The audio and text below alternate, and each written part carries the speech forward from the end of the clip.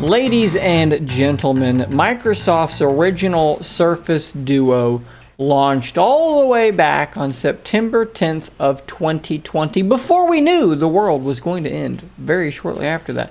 And when it launched, it did so in a rather buggy state. It had a lot of problems, a lot of promise, but as many problems as promise, perhaps.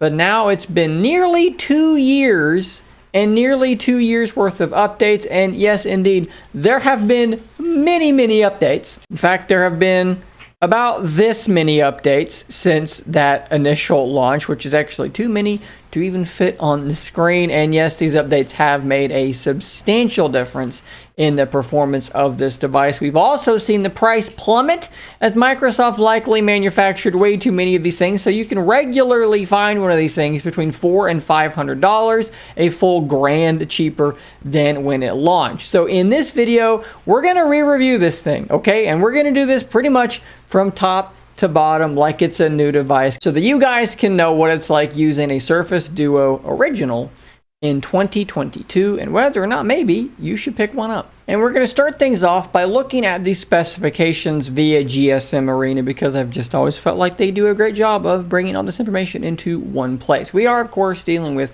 a dual screen device. Each screen is 5.6 inches or 8.1 inches measured diagonally across both screens. Of course, this device is impossibly thin, only 4.8 millimeters thick when open, which I'm telling you right now, if you've never felt it in your hand, if you've never actually held one of these things, it doesn't feel like it should be possible, yet here it is. It's just insane to hold. 250 grams makes it a little on the hefty side, but it is quite thin. Even when closed, it's only about as thick as a normal phone, which is good to see. We are glass on glass, just Gorilla Glass 5 though, so it can shatter. And you might have noticed that mine is in fact broken. I have a clear screen protector over the top of it to keep everything held together, but it is cracked from a relatively short distance fall. The screens are AMOLED at 60 Hertz. This is now running Android 11 via the Snapdragon 855, which I find to be still just as fast as it ever was. And I don't really ever feel like this thing feels slow.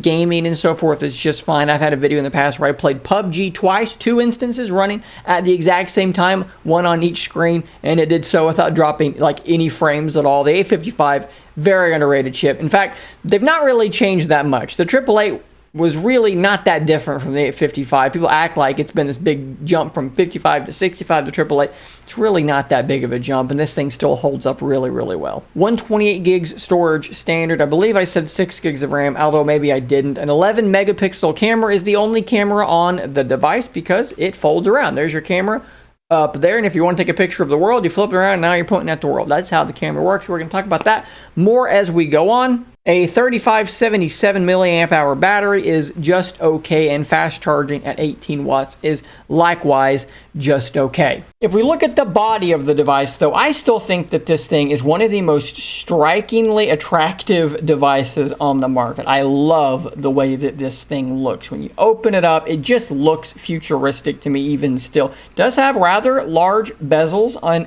maybe you call it a chin and a forehead. The bezel on the side isn't too big, although it's still pretty large.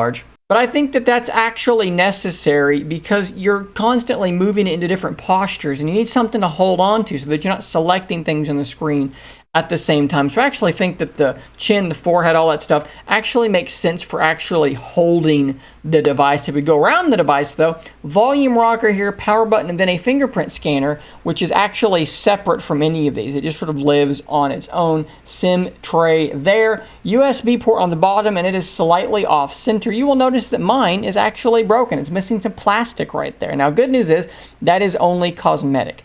Bad news is it happens to almost every Surface Duo that I have encountered that's been around for very long. It will eventually lose that little chunk of plastic there. But again, like I said, not that big of a deal. You can see where mine took an impact right there and it cracked all the way up to that top side. But luckily, it's not really spread or got any worse, and it's not really affected functionality at all. We do need to make special mention for this hinge though, because it is absolutely incredible. It was incredible when it came out, and it is still incredible today. It is so smooth and rigid without being stiff. You can put this thing in any posture you would like and move it around, and it is just not going to move unless you really shake this thing. The hinge, I'm being serious right now, is an engineering marvel. You do only have one speaker for actually listening to music, and I believe it's up there. You'd have an earpiece, but it's not going to make any sound whenever you're listening to, like, playing a YouTube video, playing music, or something like that. And the speaker, not very loud, kind of tinny. It's one of the weaker aspects of the device. When you're going to actually take a phone call,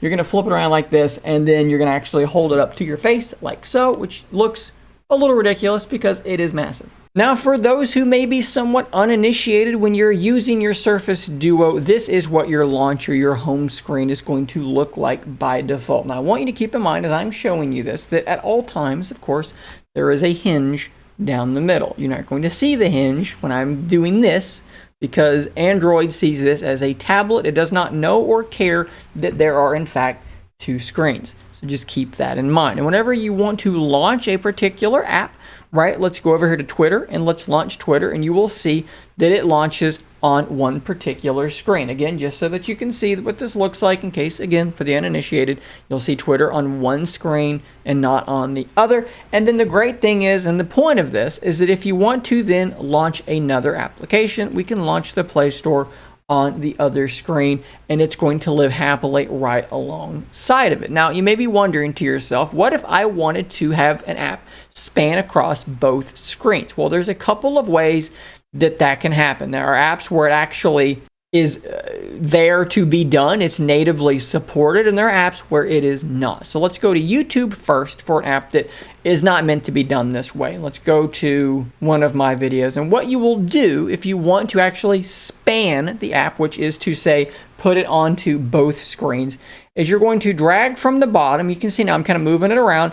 The home gesture is still there to swipe up, and you can just go home, and that is true on both screens. But if you want to span the app, you can just drag it. You can drag it to the other screen, and that's just fine. But if you drag it to the middle and let it go, it will now span, which is again to say that it is covering both screens. Now here, it looks fine. Here, there is a hinge down the middle, which is going to be obscuring what you're going to be seeing. It actually will lose content on that hinge. Let's say you want to play a video, and let's go ahead and full screen this. And this is kind of the experience you're going to get. You're going to get hinge down the middle. Now, some people apparently are able to do this, and it doesn't bother them. I'm not one of these people. Now, this is an app that I would say should not be used in this manner. Should not be spanned. You should just keep it on one screen or the other. In fact, you can hold this thing like this, flip it around into what they call tent mode, and set it up as its own little kickstand. And I find that to be a really good viewing experience. I personally would not span this app. But what about an example of an app that is meant to be spanned? Let's look at Outlook. So if we're in Outlook and then we span it, what you're going to get is your list of emails on the left. And yes, I've got them obscured because I don't really have an email that I currently would like to show you. Maybe I could go into my spam folder. There we go. There's a nice political spam message that I get many of. And you'll see now what I'm seeing is that I have my messages on one side and the actual message itself on the other. And in that instance, the two screen spanning actually works really well and makes a lot of sense. But in general, the thing you're going to do for the most part is the two apps at once scenario. And this works with anything. Any two apps you can think of wanting to run side by side will work fine. You could have your banking app and your calculator open. You could have your music and your GPS open. You could have Twitter and Instagram. You know, whatever you want to do, you can do two of, and it's going to chew through it just fine. So how does it feel actually using? One of the biggest problems with Duo when it first launched was touch registration. It wasn't very good. Swiping up to go home was really hit or miss. Typing was similarly hit or miss. Well, I'm pleased to tell you that both of these things have been improved pretty significant. Let's actually just try and demo this. Maybe I'll have some missed swipes, maybe I won't. We're going to launch some apps and close some apps. You're going to see for yourself how well or not well it works. So let's launch Twitter and let's go home. Let's launch Reddit and let's go home. How about YouTube Music and go home on the other screen, the Play Store, and go home. Let's go to my File Explorer and I missed a swipe there. Go home. So we've missed one swipe in all those. Fair enough. How about Outlook and go back home? How about Discord on the other screen and go back home? So you saw there for yourself, there was one time where I swiped to go home and it did not register. That's going to happen from time to time, but you also saw the rest were absolutely fine. So keep that in mind. If that's going to drive you crazy, you're going to miss a swipe every 10 or something like that. Surface Duo might not be for you if that's a big deal to you. What about typing? Well, there's a couple of ways to type. Right now I'm using Gboard. So let's go ahead and switch this back to SwiftKey because it'll kind of demonstrate two different options. So you'll notice here on SwiftKey that the keyboard is actually slid over on one side. And it does this to make it easier to type when you're in book mode, right? If you're over here and you go to type, it's going to slide over this way to, again, make it easier to type. Now, there is another way to type as well. Let me make sure auto rotate is turned on, and let's rotate into what we would call compose mode. And then we have a full keyboard there as well, which can also be turned into thumb typing mode in this posture as well. Now, the keyboard that I like to use is Gboard, and this is where we're going to be at with Gboard. And unfortunately, the thumb typing on the beta has not reached this yet. And then when you're flipped around into book mode again, it's just a full keyboard over that way or a full keyboard over that way. Now, if you're in phone mode, which is just folded back around, it's a fairly normal typing experience. So what we're going to do now, we're going to drag that up and get it close enough without having to resize everything. And I'm going to try to just thumb type some stuff real quick, and we're just going to see how well it works. I am typing a test message on my Surface Duo. I missed on. I typed a K instead of an O. But I didn't miss any clicks, right? And I hate typing on glass. I'm terrible at it, and I just don't like it. But you can see there, it was fine. Is it the greatest typing experience in the world? No, you're going to miss some keys every now and again. There's going to be times you're typing, and it's just going to omit a tap. That's going to happen to you. Not super, super frequently in my experience, but it is going to happen sometimes. Let's go back to book mode. And we'll try swipe typing that same thing. I think I'm slightly cut off here. Let's fix that. Okay. I am typing, a test. We're off to a bad start. A test message on my Surface Duo. Okay, not terrible. There were a couple of problems there, but you saw how quick that was. Again, this is just raw information for you to take in and to be part of your purchasing decision.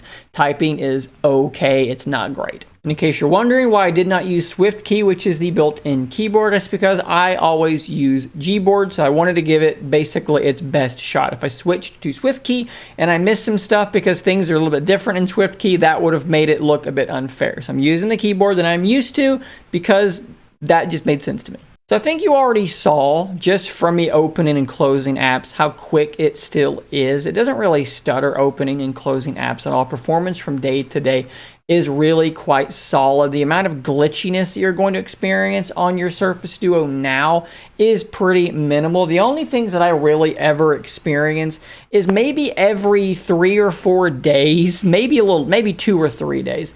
It'll just kind of get laggy and slow down, and you just want to restart it, and then it'll be fine again. I also do occasionally get the black screen bug, where when you put the thing in phone mode, it is supposed to turn off a screen, and it'll say double tap to switch screens. Well, sometimes that will actually happen when you're in book mode. Now, for me on Duo now, that might happen a few times a week. I know of other people that it happens regularly, like multiple times a day, and it really drives them crazy. That's not been my experience currently on my original Surface Duo. Now, I had an older Duo that was a problem on, and then when I used my bumper, it was a bit more prevalent as well. But right now, with no bumper, as I've tested over the last few days, retesting my Duo, not been a big deal to me. Really, honestly, this thing's running so much better than where it was. I truly believe that if it launched as it is now, the reviews would have been far more positive than they were. And if you go back and watch my original couple of reviews, my first review, then like the 3-month review, compare that to how I'm talking now, and you're going to see that I am probably more positive about it in terms of the bugginess, because using it for the last few days, there just really aren't that many bugs that are bothering me anymore. Probably the biggest annoyance for me is just in regard to Bluetooth. It's not great. It's not that big of a deal for me, but basically what happens is I have my earbuds in, phone in my pocket, and if I turn so that my body is between my ears and my phone in my pocket, the audio will cut out for a half a second. That happens with more regularity than I would like. It doesn't totally ruin the experience, but it is definitely a little bit more than annoying. Sometimes you can turn off HD audio in the settings of the Bluetooth device and make it a bit better, but it is definitely a consideration. Bluetooth signal strength is not great on this device. So we mentioned earlier that Surface Duo has a single 11 megapixel camera, and that's been one of the biggest problems for a lot of people with the device. The camera performance is just not great. Now, because of how this camera is set up, you do have a device that can close flat and can close flat this way as well with Surface Duo 2. Obviously, they added a great big camera bump, which has improved camera quality tremendously, but it made it so that when you were in phone mode, you've got kind of a wedge-shaped thing going on. All that being said, it's time to test the camera again and show off some samples. And we're going to start off right over my shoulder. It's a nice consistent place that I like to use. And this is with the lighting as it currently is to your eye. So let's zoom in here and see what we're dealing with. You're going to see that there's a little bit of graininess. Anywhere you get into any slightly lower light than preferable, you start really losing quality. You start losing detail, and the colors start to wash out. When you shut the lights off and make it a darker scenario, the lack of a low light mode really starts to hurt. Some of this text is just totally obliterated. Low light is a real problem for Surface Duo's camera. Similar picture in that same lighting of my dog. I stayed as still as I could, and the shutter was just a little bit slow, and we got some blurring going on. Not a superb picture either. But if you go out into broad daylight, you can start to get some passable images, right? This thing really needs light. Let's zoom in here to the middle, to the center of this flower. Once this clears up, you'll see the detail is actually okay. This is a really tough one. This flower is like fluorescent, but I think it did okay here. My crepe myrtle there in the backyard as well. Let's zoom in. Look, is this passable? Yeah, I think this is pretty passable. When you're in broad daylight, like I said, it's okay. And then here's the big tree in the backyard. Same kind of thing. The detail is okay. Now, in terms of actually taking a selfie, I think it did an okay job here. I think, again, a little bit out of focus because this is just a problem with this device. The shutter is a little bit slow, but in general, you can get a decent shot with portrait mode turned on. We managed to stay in focus a bit better this time, and the detail is good. The bokeh looks solid. I think selfies are a strong point on this camera. Let's look at video now. This is a simple video test at 1080p, 60 frames per second. Pay attention to the stabilization, the color, the sound, all of that good stuff. So just for context, let's really quickly look at a couple of these shots and compare them to Duo 2, which is a pretty average camera, just kind of to give you that context. So this was that first shot again on the original Duo. Just keep this kind of image in mind. And then if we go to Duo 2, you're going to see that there is a considerable increase in both the detail and actually the color saturation in general. It's a very different looking shot. And when you go to low light, you go from this grainy, washed out mess to this, which is slightly more washed out, and the detail has decreased just a little bit, but it's a whole world different than what we had with the original Duo. Looking at our flower image, the biggest difference here is going to be in the exposure. Duo 2 just does a much better job exposing this thing properly. This was okay, a little overexposed. This really did a much better job of an accurate photo with good detail there in the middle. And then to really illustrate what you're missing on the original Duo with its one camera, this was our tree photo on Duo 2. This is the same tree photo, which is more saturated and probably, yes, definitely a little bit more detailed, but you also have on Duo 2 a wide angle and a 2x telephoto at your disposal. Now, comparing the selfie images, this is quite interesting because you're basically doing selfie camera to selfie camera. It's really the only ones that are fair. So we go Duo 1 here versus Duo 2. Much more saturated. I think there's more detail in the background as well. It's really close, but it's way more contrast. Way more contrast on Duo 2. When we go to our portrait mode, strangely enough, I actually think that I like Duo 1 better. I don't like the blur on Duo 2. It's okay, but for some reason, I just like the Duo 1 image a bit better. So that should give you a pretty good idea of what the actual camera performance on Surface Duo is. One thing I do want to talk about, though, is just the actual act of taking a photo. I want to kind of just show you what it looks like. So you're going to take a photo. So we're going to launch the photo app, and then there that is. It's always going to be facing out towards you because that's where the camera is. So if you want to take a selfie, great. You're right there ready to do it. If you want to take a picture of the world, this is how I would typically go about doing this. I'm going to go ahead and move it over to that screen because that's where our camera is. Then we're going to fold this around back like that, and theoretically everything's going to be okay and you're going to be able to take a picture. Let's say in the middle of this you want to take a selfie. You have to actually turn the thing around and then double tap to switch screens, and it should flip around for you. Now in a perfect world, that's how all of that works, and I will tell you it's gotten much more reliable. In the past, you're trying to take a picture and it's flipping screens on you when you don't want it to. It's refusing to when you want it to. When you're going into phone mode, you're changing modes and all these sorts of things on the camera app. It was a lot worse than it is now. They've really refined it quite a bit. Is it perfect? No, it's still a pain to take pictures. It's still a multi-step process most of the time, which is a bit of a problem for most people, but that kind of is the photography experience. You've seen what the pictures look like, and you've seen how it is to take a picture. It's not the best experience. If photography is your primary concern, probably don't look at Surface Duo to be your next primary device. And I think that pretty much wraps things up. We're going to be well over the 20-minute mark on this thing. I'm sure there's more things that I could have covered. I have a tendency to be too long-winded, but I think that gives you a pretty good idea of my opinion of where Surface Duo is right now. When you look on Amazon or wherever it might be, and you find this thing for between $400 and $500, do I think it is worth that money if you're interested in this device? I absolutely do. This thing is so much better than it was before. There are so many fewer bugs, and I think I've demonstrated for you that the touch response issues, while not being totally gone, are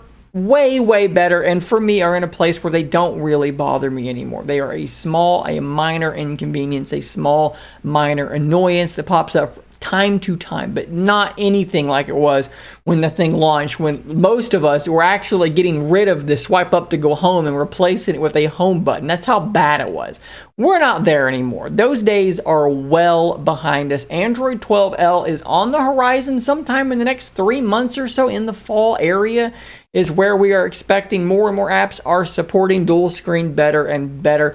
I think it's a good time. If you can find this thing for the right price, that's my opinion. I think it's worth buying right now. I will drop some links in the description should you wish to take me up on that offer. Thanks for watching, guys. Please drop your comments down below. Let me know what you think about this. If you're a Duo owner, how do you feel? Maybe you've had it from the beginning. What have you felt like the transition has been? We've done plenty of polls where you guys have told me the experience of Duo 2 and how much better you think it is. We've got polls with hundreds and hundreds of people responding where you've rated, 1 being unusable, 5 being perfect. You're rating, the majority are rating a 4 out of 5 for Surface Duo, but please do sound off in detail down below. Guys, thanks for watching. Don't forget to subscribe, and until next time, stay nerdy, my friends.